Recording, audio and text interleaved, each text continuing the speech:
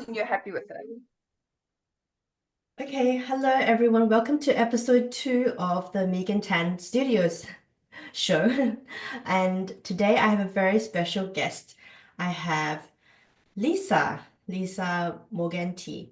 So, welcome Lisa to the show. And our first question is I want to go through some really big overview questions. So, coffee Yeah. or tea? Both, Both? actually. Yes. Okay. So I normally start my morning off with a cacao and then have my Oh. coffee, and my tea is my evening drink before bedtime, or Oh, cacao, or oh, sometimes both. love, yeah, love it. So I actually like a warm cacao or a warm like tea at the end of the day and also coffee, sometimes coffee in the morning, like a Yeah. mocha. Yeah. Yeah. So early bird or you a night owl? Oh no, I am an early bird. I Yeah. am a night owl though too. However, I have found that the older I have gotten, the more the earlier being an early bird actually is much more in alignment with me and my highest timeline and my highest version of myself. Yeah. I'm up at 4 o'clock every morning, Oh between really? 4 and 5 every morning. I'm Yeah. up. Yeah. Yeah. Yeah, I want to be that. I want to be that really early bird because I have phases where I've gotten to that flow of being an early bird and then it drops. And once I drop, it's so hard to get back. So getting back into that early bird is good. But I find that my creativity peaks at night. Okay. For me, and like the high energy stuff is really good in the morning for me. And then in the evening, I feel like my creativity comes out Very more. interesting. Very Yeah. interesting. And I find myself instead in the mornings up until midday is when my Yeah. creativity is at its peak. Yeah. And, Ah, whenever I'm in water as well, water is yeah. like open channel. Oh. Yeah. Yeah, okay. Next one is dogs or cats. I prefer dogs, but I don't Yeah, mind either. I definitely have a don't much mind it. stronger connection Yeah. to dogs. I've had dogs growing up, pets. Ones. We've had a little kitty here and there as well, but they've mostly been dogs, and definitely have a deeper connection with dogs than I do to Mm, cats. yeah. That said, my one of my spirit animals actually is a black panther. So Oh, very wow. interesting.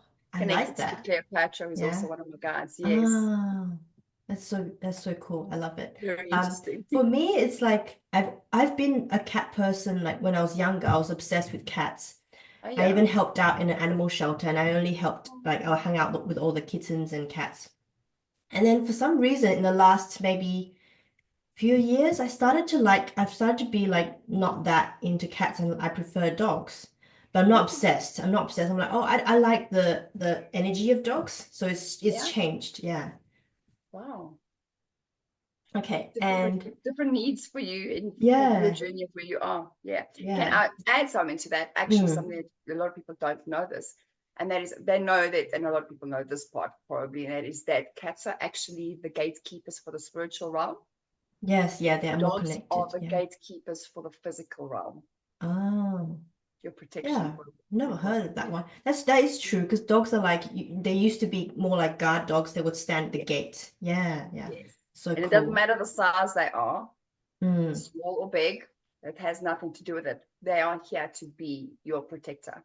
Yeah. Oh my Yeah, God, I love physically. that. Yeah. I Yeah. mean, okay, I'm thinking about the tiny dogs. They're so cute, but yeah. Yeah. But their Dynamite comes in energy is small there. packages, babe.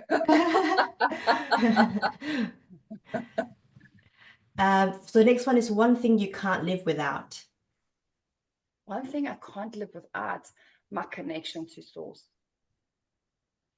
Oh, yeah. Yeah, that is something that no matter what stage of my life I've been or where I've been in my life, that has always been my pull. I have always had a really strong, deep connection with source, my creator, God. I don't really like using the word God so much anymore as I did before Mm, because it can be related to lots of different things. So I like to be very specific. So I would say my creator, which is source. yeah. Yeah, that is something I definitely can't live without. It is, and that's why I wake up every morning at the time that I do, because it's the first thing I do every day Yeah. is to connect and to be with myself, just stillness. And then I go into my morning millionaire routine. And that is all about deepening my connection and heightening my frequency, because the higher my frequency is, the more and deeper my connection is. And it has proven in my life to be the number one thing that has gotten me through all sorts of trials and tribulations Yeah. into where I am today. That's so cool. That's really, really good. I want to go back. I want to go into that later. I think Yeah, deeper no into problem. that. For me, when you said that connection to source, I was like connection to internet. Like it's like so It is like it's being so connected to the internet on the yeah. spiritual, from a spiritual connection point of view. Yeah. It's exactly like it. If So you don't that's have my the thing that internet, came out. Yeah. awesome analogy. I think I'll Okay, so use that. what's your go-to comfort food? Oh, go to comfort food. Mm, I'm not sure I have a comfort food as such. Mm, It probably really also depends on the time of the month. If yeah. it's around like the week before my bleed, then I love going to dark chocolate. Not Um, massively, but dark chocolate is definitely a comfort for me then during that time. Um, I really do enjoy eating clean. mm, Um, yeah, I have found actually that the deeper my connection to source is and what my creator is, the less I crave for food. I'll eat what yeah. my body feels like it Yeah. needs as I go. But that stage of actually craving sugar or salt or what have you Mm, goes away. And when I do feel that come in, I know that energetically there's something that needs to be released or something that is solidifying. yeah. So yeah, so I wouldn't really say I have a go-to. Yeah. Yeah, it just really depends on what I'm requiring my body needs at that time. Could be salt or sugar. Mm, But yeah, yeah. definitely dark chocolate is something that stands out the week before my bleed. Yeah. Okay. If you want to ask what my favorite food is, that would be oysters. Yeah. I will have oysters, Always. Yeah. what weather, Yeah. what's my mood. That's my like, favorite. Okay.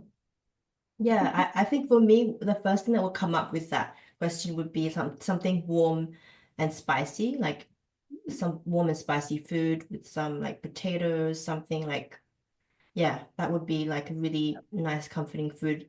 I think especially for winter, Oh, like in the yes, winter with the months. Yeah. juice. And Yum. and and for summer ice cream, yeah. Um, yeah, next one is summer or winter. Summer. Yeah. That's an easy Just, one. And yeah. there's no I like both or whatever. No, that is No, a summer. I yeah, am a summer baby.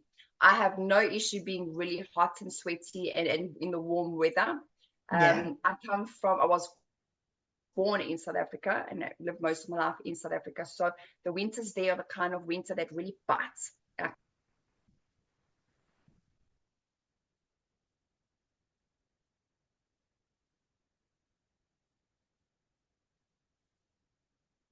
Okay, I think you're Isolation in the frozen a house little from a bit. heat point of Okay, view where you got you. don't get like cold. You'll actually be fine. You in Europe, if you in the house, you can take all the layers off and you'll be fine. But as soon as you go Mm, outside, like in London, for example, it's like your nose like almost feels like it's gonna fall off. It's so cold. So yeah. no, I don't do cold. That said, though, I do enjoy a cold shower, especially more in the summers than I do in winter. But I love the cold shower to, obviously for the health benefits of it, but also it's a great way to wake up all of your senses. Mm, yeah. I think for me, I if I had to choose one, um,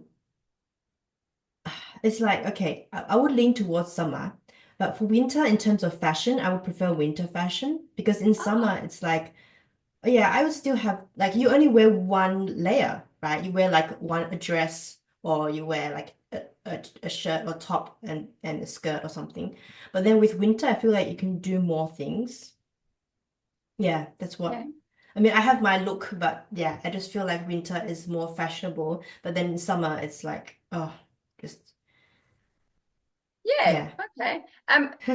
You're definitely right. I think I would agree with you in that, in the sense that there's more pieces. Like you can put like the Yeah, pants and the boots and the heels, like through yeah, the heels kind of a thing, and the polo neck and still a jacket and a scarf and the yeah, yeah, gloves, and yeah. I think you it's can more really accessories. dress Yeah, it up. yeah. Um, I think in summer you could probably do the same, but we don't tend to dress up as much in that sense for summer. I think Yeah, summer is, a nice easy dress, maybe some jewelry or some, something light and sandals or barefoot, yeah. depending on how wild of a child you are.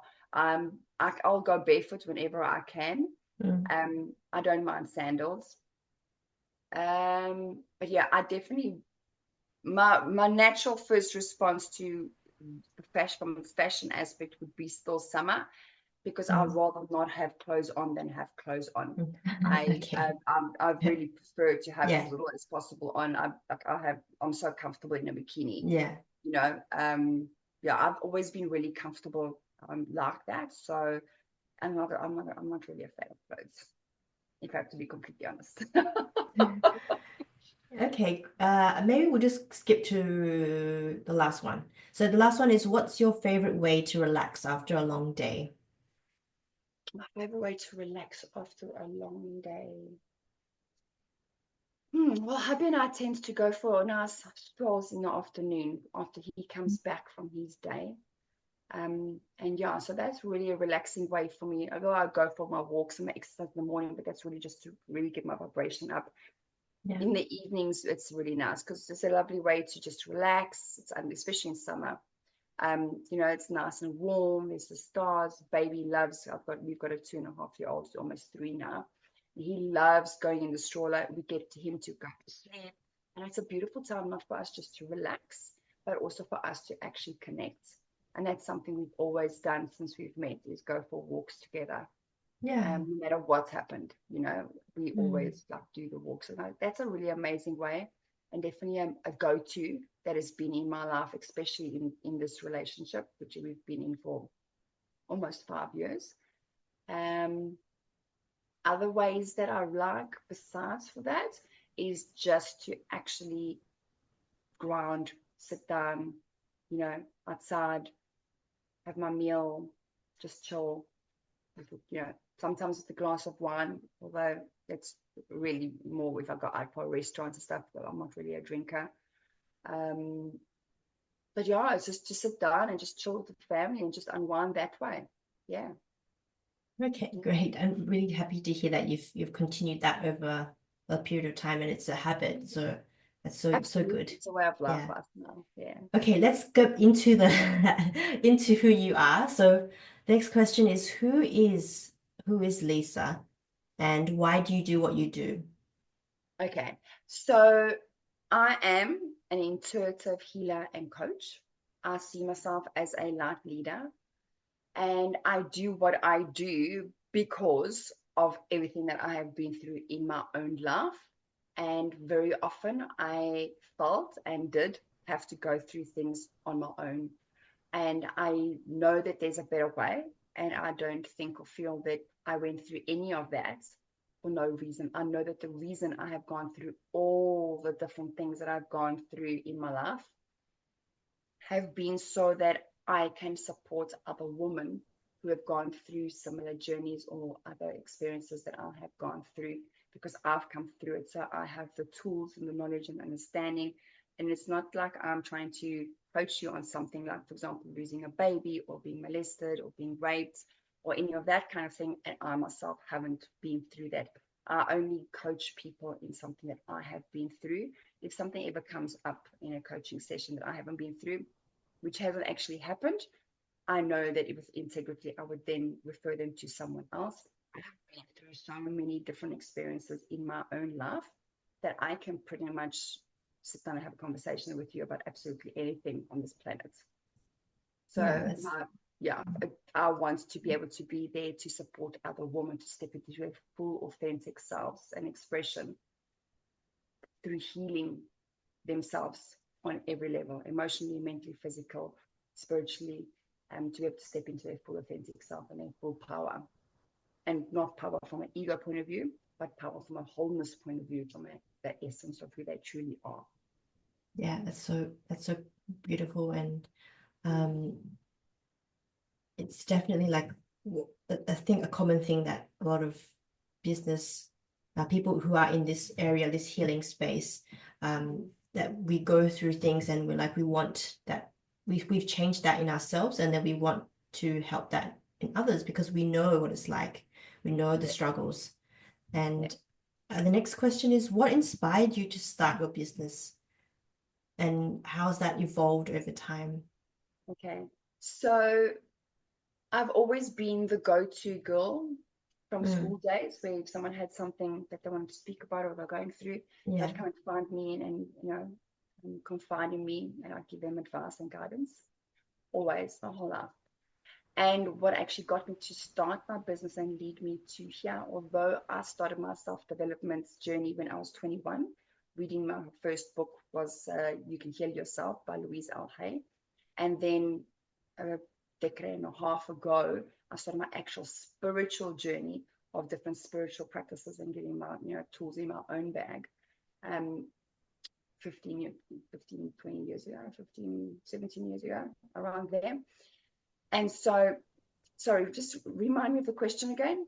Yeah, so what inspired you to start your Ah, business? Yeah.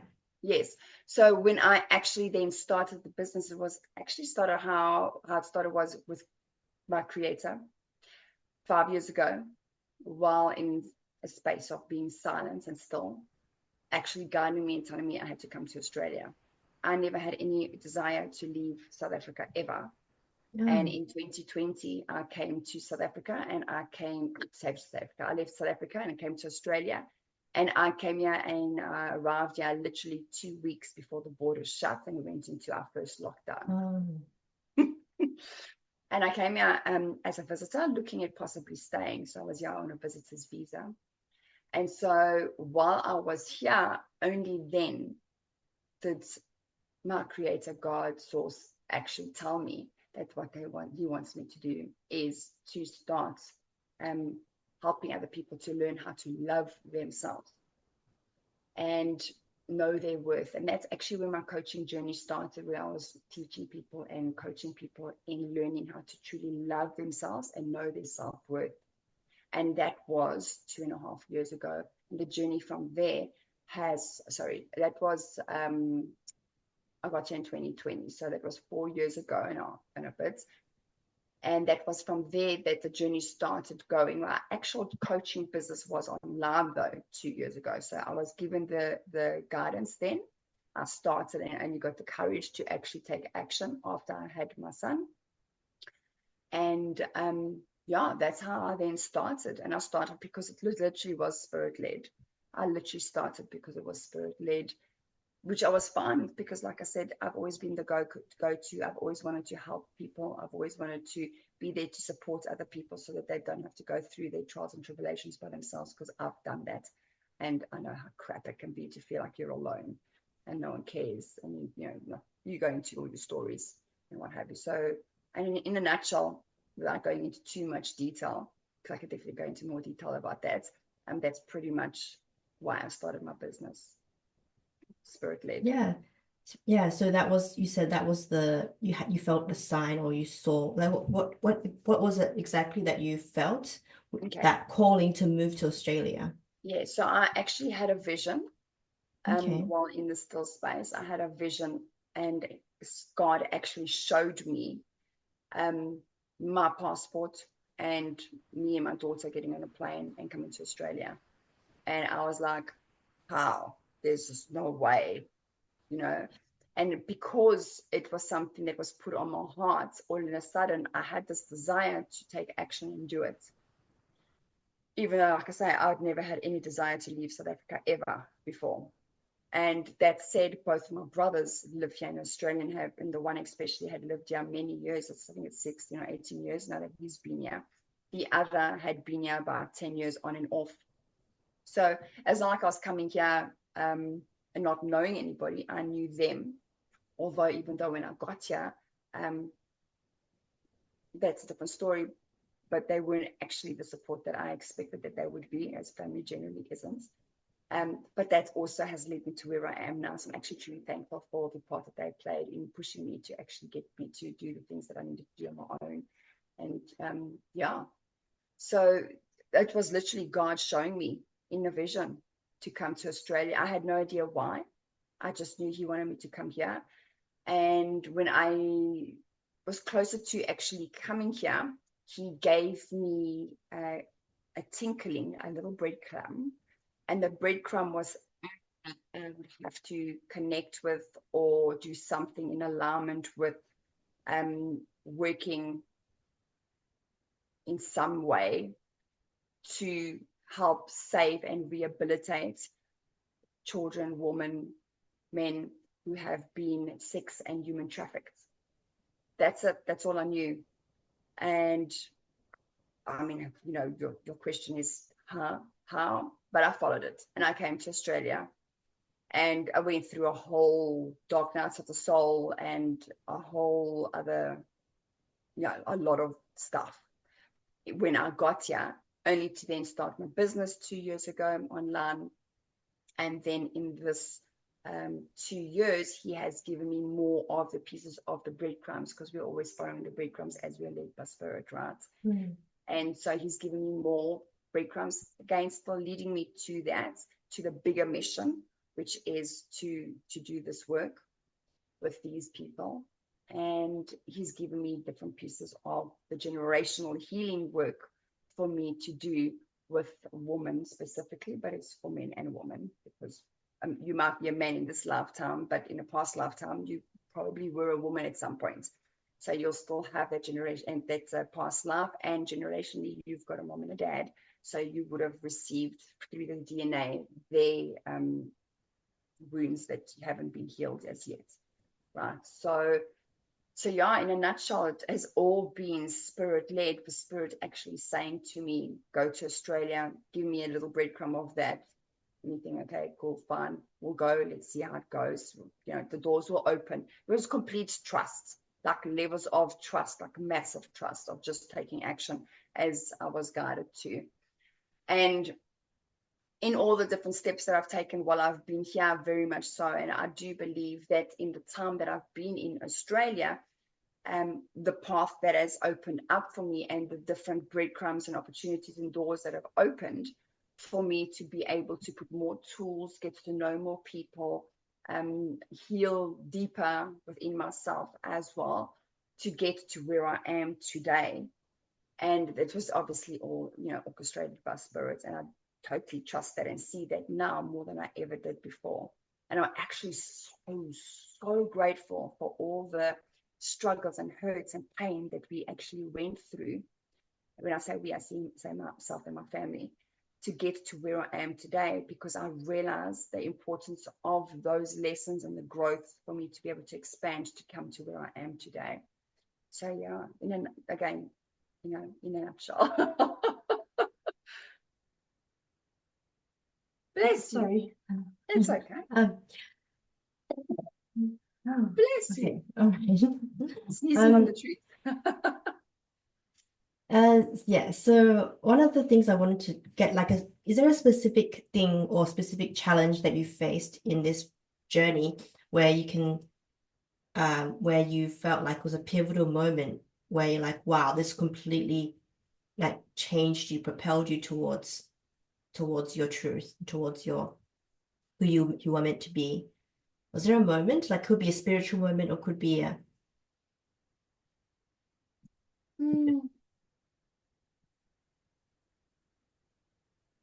I would say if I have to pinpoint a specific time, and there's been a lot of moments and a lot of times, because like I said, they keep giving you breadcrumbs, you know, your spirit, your spiritual team keeps giving you breadcrumbs along the way.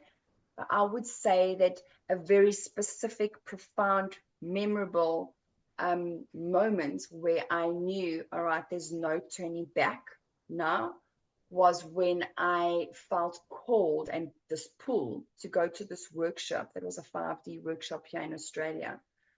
And at that workshop, although I could already speak in tongues, light language, and I could connect to source in that way, I wasn't activated in the actual light codes, which is when you actually move your hands and energy is flowing through you, not just the actual speaking or the sounds that you would make. And I was at that workshop and I was fully activated in light language. And I was pulled to go there. And from that moment on, I was pulled along the way. And that was in the beginning of this year. I think it was March, sometime like middle of March, end of March, somewhere around there. And from that moment on, I was pulled along this path. And in this total pull of alignment of different things, different doors opening up even more, and just being more and more and more obvious of me being on my mission. And also, again, a month or two after that, I attended the Light Codes Practitioner course. That I did one, and then I did two.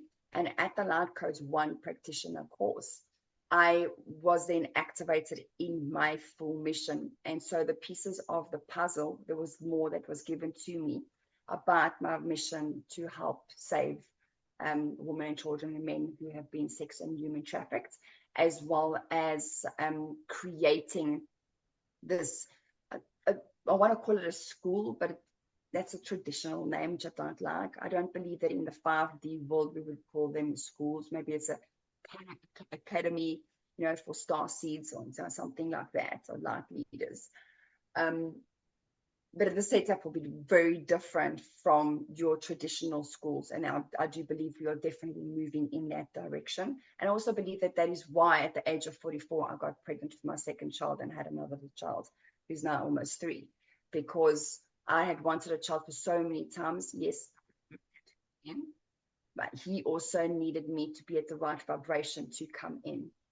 And for me to have him, for me to stay steadfast on this path, because I am a mother twice. I have a 19-year-old daughter as well. And she would have been at home now and what have you. She lives in Italy now. I don't think that I would be as aware of this mission if I didn't have my own child with me now. And every day as I sit with him and play with him, I can feel spirit showing me more about how children in the future are going to be educated and taught about the truth of who we are and the essence of who we are and the gifts that we have and what we're here actually to create. And that is truly heaven on earth.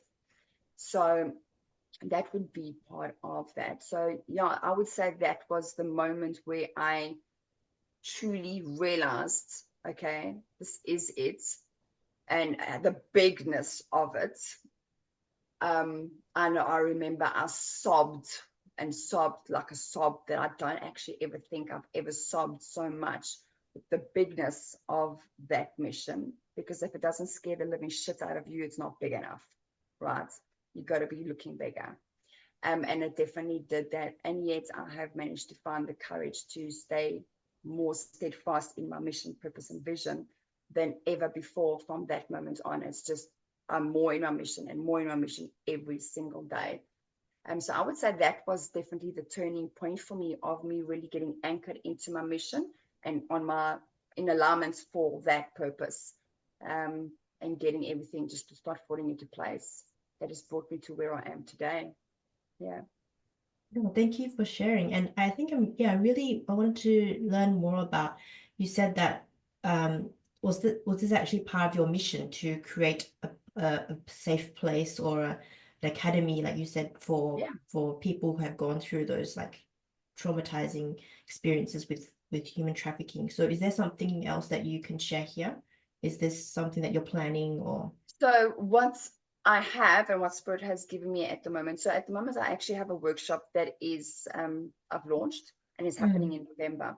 What Spirit has given me is to actually start my own non-profit, which I'm currently busy doing research on, and to add that to my website and to start using that as a way, my coaching and my workshops as a way to start bringing in the finances required to be able to then go and buy a venue that would be, in my mind, I see an old castle that would be then turned into kind of like a Harry Potter, kind of like, this castle where their children then come to, and they've been rescued, and they get, I'm using the word rehabilitated, but not really, and I'm using it really loosely, but really at the end of the day, where they're school, where they can come and truly heal from the wounds of what they've been through, as well as the generational wounds, past life wounds, and truly anchor themselves into their vision, mission, and purpose for the reason of why they've come down to earth to be here,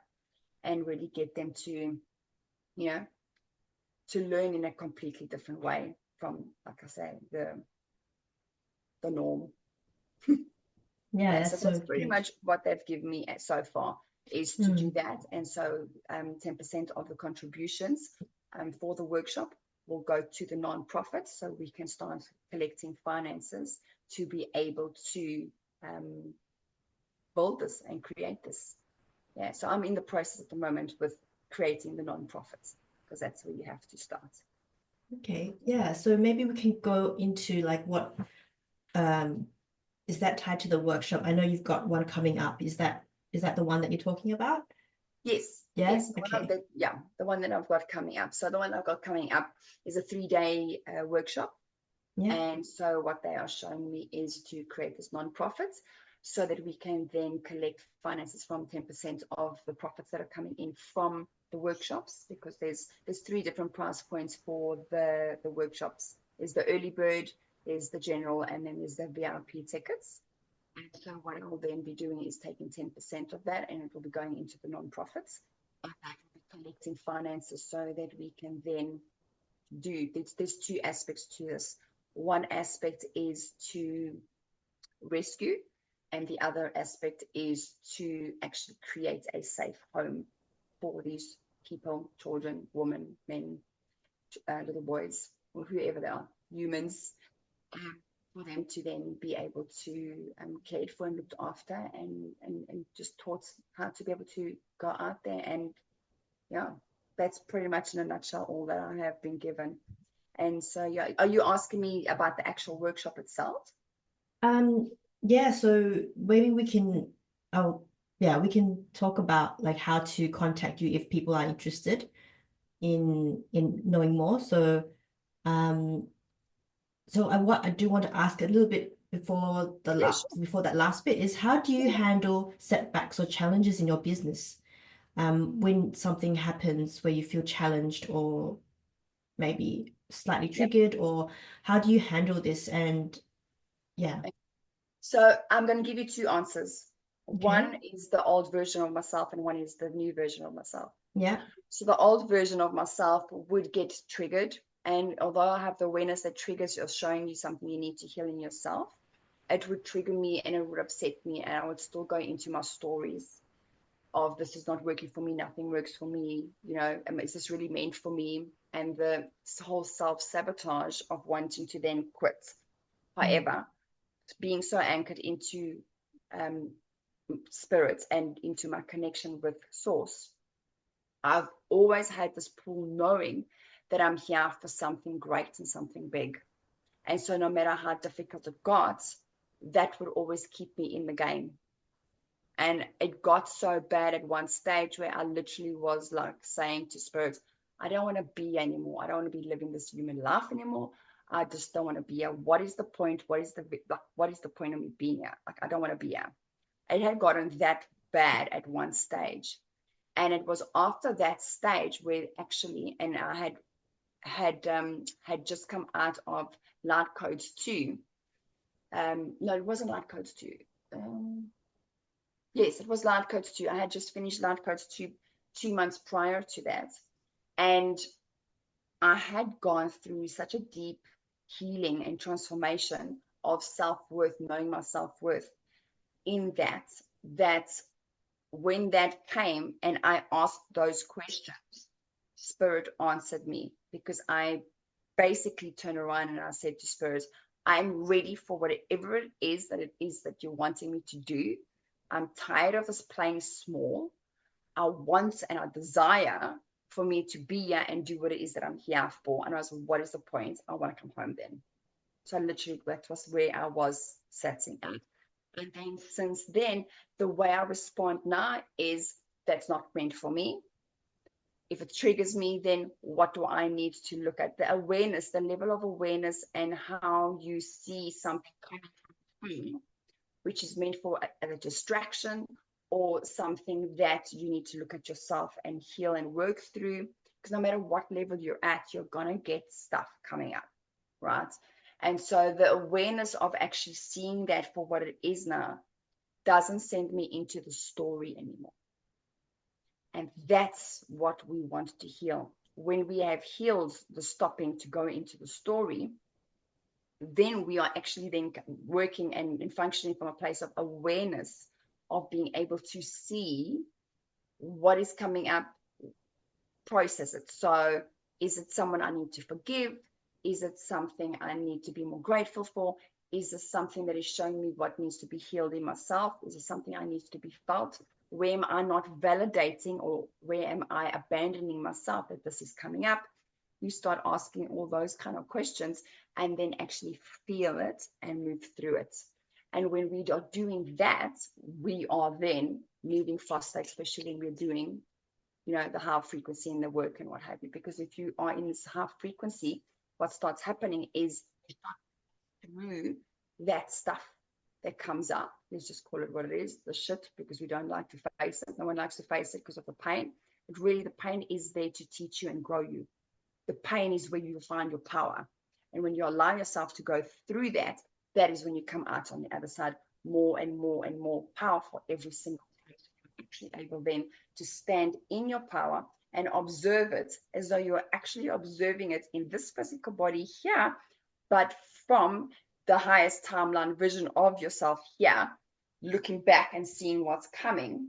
It really it really starts being like you're Neo in the Matrix, where you can see things coming and you can just deal with them, dodge them, process them, let them go through you, come out. Like that whole visual is exactly how I would depict or show you or explain, like the light language is now coming through, right? Of how that actually then would look from a point of you being in your highest timeline. Because then when you actually function from that point, also your highest timeline version of yourself, you're not connected to her. And therefore, even though you're here being connected to your highest timeline version, you're always able then to tap into her and be able to say, okay, like, what is this? What do I need? What codes do I need? What needs to be processed? How would the higher version of myself think about this, do this, act, feel, right? Because that's the whole point, is for us to be our highest timeline version now to be able to attract the reality to drop and manifest. So a lot of what I teach has to do with the manifestation quantum physics side of it, but also the understanding of the spiritual side of it together, because they actually are one. Because for you to understand what's happening when you're actually healing on all levels, you want to understand the science of the quantum physics of what's actually happening, because we are frequency, we are vibration, we are light.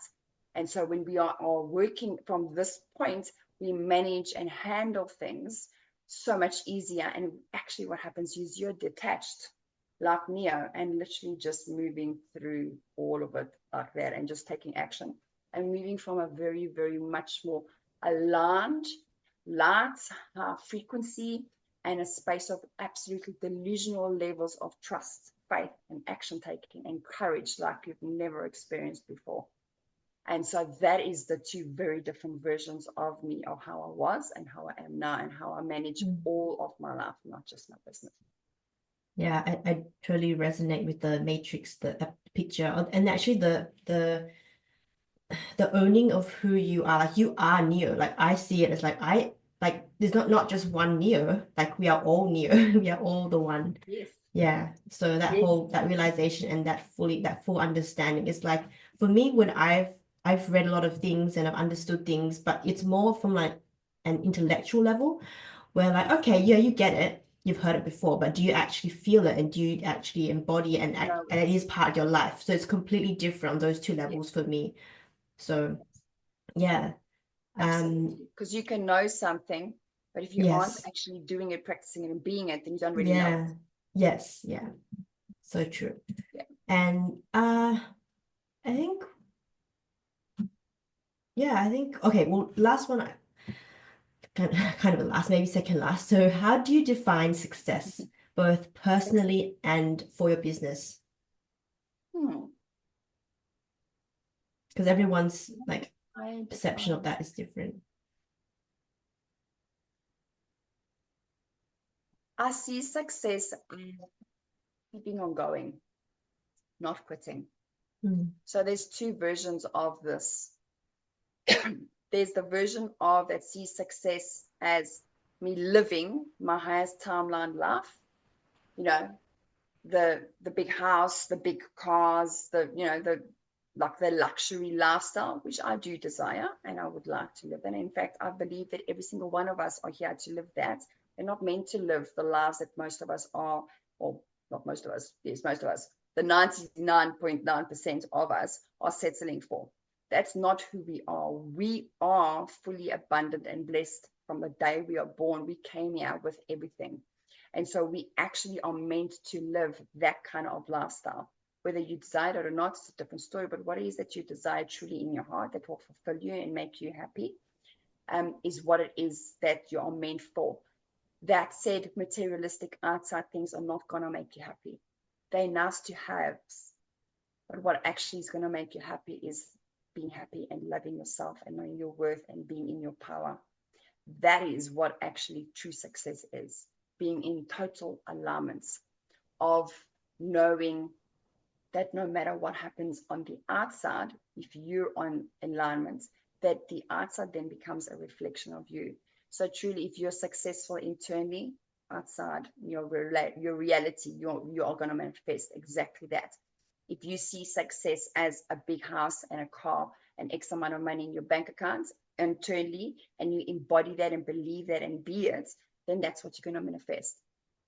If you see success as having 20K months and 10 clients a month, and you live in a middle class area, again, what the Matrix would call it, in a home with BMW and your kids go to the local school, and that for you is success, then that's because your internal program is that that's what success is for you. And therefore, that is what you're then going to mirror. That is what you're going to then create on your external. Does that answer the question? So I'm still Yeah. working towards that fully hard-town version of myself of success. Mm. However, where I am now, I see myself as successful from a point of I believe I am successful. I Yes. know that I'm successful. I know I'm here for bigger things. I know I'm abundant. I know I'm worthy. I know I'm confident. I know I'm good enough. I know I'm open to receive. I know I'm a millionaire. I know it's within myself. I trust it. I know it. I have faith with it.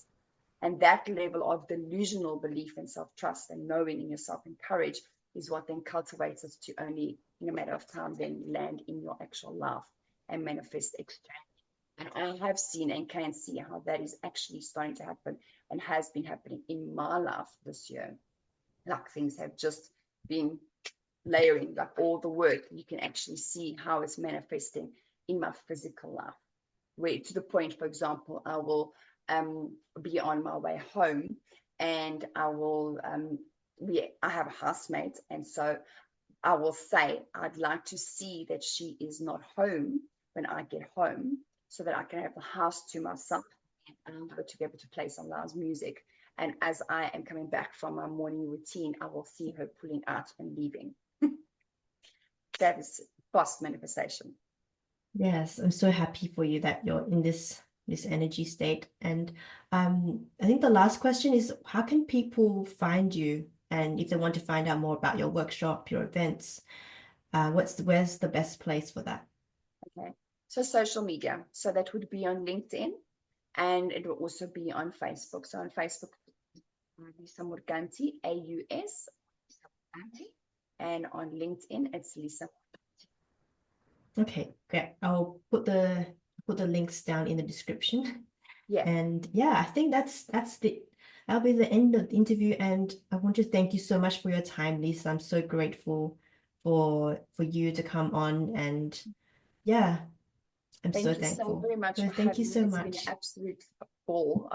I love being able to share this because the more people Yes. actually get to hear of the tools that are available and the different programs and workshops are there for them, can actually show them then that they actually don't have to do it on their own, and that they can go and have a community that will support them, that they can grow together with, and also leave, that program or that workshop with the tools to be able to go forward with. So the idea when we're coaching and healing and helping someone is not to keep them in your world forever, but to give them the tools for them to be able to then actually go out there and facilitate and work for themselves and do their own thing, because we actually are our own hero if we are all our own mirror. It's just about learning and having someone support you and keep you accountable to start with until you're ready to spread your wings and go on your own. Okay, thank you so much, Lisa. It's an absolute pleasure. Thank you again for having me. And yeah, I look forward to seeing Yes. how this turns out. Bye. Bye, Lisa. Bye.